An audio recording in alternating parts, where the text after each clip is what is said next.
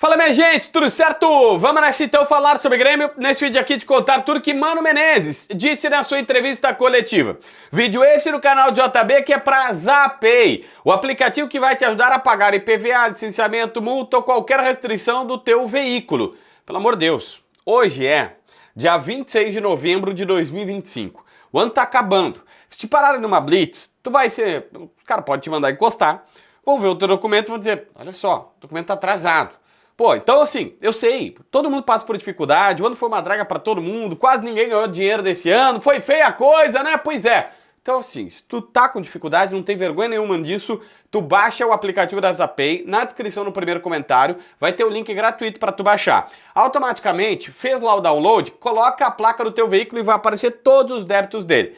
Bom, a partir daí, que tu coloca o teu cartão de crédito, se tu quiser, obviamente, a consulta é grátis, e tu parcela em 12 vezes do cartão. Pode ser 10, pode ser 11, pode ser 12, não importa. Usando o parcelamento, tu tem meu código promocional JBFilho20, que te dá 20% de desconto nas taxas desse pagamento. Então, na descrição no primeiro comentário, baixa para pelo menos conhecer a Zapay e dar uma moral pro JB.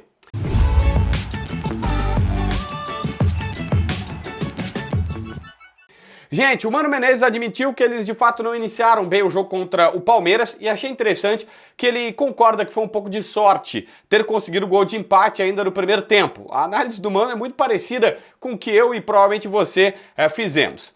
O William não poderia nem jogar 45 minutos, segundo ele, era no máximo 30, mas no intervalo viram que precisava, o William estava disposto, colocou em campo.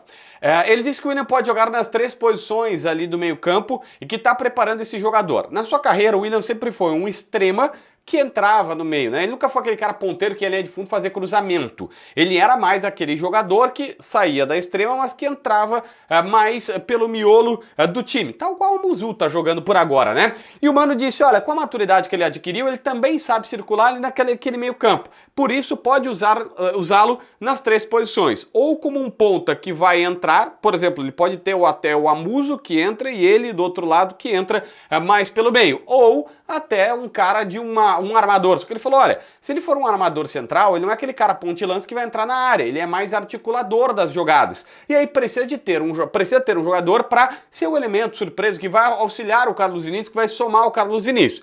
Mas aí o Mano também fez uma análise que eu acho interessante, que é, olha, quando tu tem qualidade do time, o time vai indo, e dá tempo de todo mundo chegar no ataque porque tem a posse de bola e vai manter essa bola lá. Citou claramente que o Arthur, desta vez, entrou na área, sofreu um pênalti, porque o time do Grêmio conseguiu conduzir essa bola com qualidade a tempo do Arthur entrar na área e estava ali perto para fazer o gol. Ele viu que o Edenilson foi vaiado e ele disse que sabe que ele teve dificuldades mesmo. Os movimentos do time não favoreceram o Edenilson nesta partida no primeiro tempo. O Mano faz até uma fã ou hater, né? Porque ele fez uma crítica, que a gente pode dizer que é justo ou não, mas o Mano fez uma avaliação crítica sobre o Edenilson dizendo, olha, ele não é mais aquele jogador de força que já foi outrora e ele não tem tanta habilidade assim. Então é um jogador que é útil, que ajuda, que tá ali em todos os setores porque tem a sua mobilidade, mas ele não tem mais a força, o vigor de antes, então não estava ganhando duelos, não estava ganhando mais na vitalidade como anteriormente e nunca foi um extremo cara habilidoso que foge da marcação. E aí teve dificuldades. Mas aí o Mano falou, olha, eu sei das dificuldades que ele tem, mas existe, e essa é uma palavra importante até para explicar um pouco da renovação do Edenilson, uma gratidão pelo que o Edenilson fez aqui no Grêmio no momento que eles mais precisavam. Talvez isso explique inclusive a renovação do Edenilson, eu insisto, porque o Mano tá grato a ele, porque no momento que não tinha Arthur, o Cristal tava jogando menos do que deveria, o William, o Edenilson foi quem salvou a pele dele. Aliás, o Cristal tá entrando bem, o Mano chegou a dizer que a qualidade contagia, e o jogo que está sendo jogado agora tem mais a ver com ele, não é um jogo tão corrido como antes. O Cristaldo chegou a treinar, inclusive, como segundo homem do meio campo, tamanha a questão que o Mano quer de sair jogando com qualidade. Não tem Arthur, pode ser até o Cristaldo. E esse é um jogador que o Mano acha que ele tá sendo um pouco mais protagonista, tá sendo recuperado justamente por conta desse trabalho que está sendo feito. O Mano comemorou demais a janela que foi feita, elogiou a direção dizendo, olha, o Arthur só tá aqui porque a direção teve uma grande ideia, conseguiu convencer o Arthur, ele quis vir e tudo mais.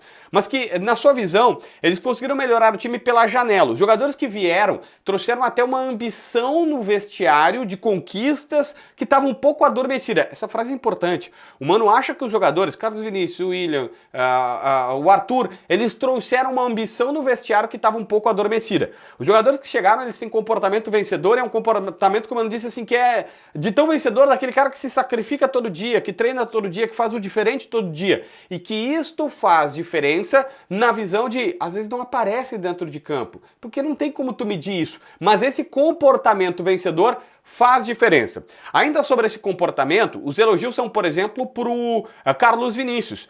O Mano disse que ouviu uma entrevista do Carlos Vinícius em que o repórter perguntou: olha, você acha que o Bright White tá preocupado em casa porque tu tá marcando tanto gol? Ele falou: não. É importante que eu tenha marcado gol, mas o Grêmio precisa de um outro jogador. O Grêmio precisa de mais jogadores bons. O Clube Grande precisa ter outras características, ter outros jogadores bons, até para aumentar a concorrência. Para mim não tem problema nenhum.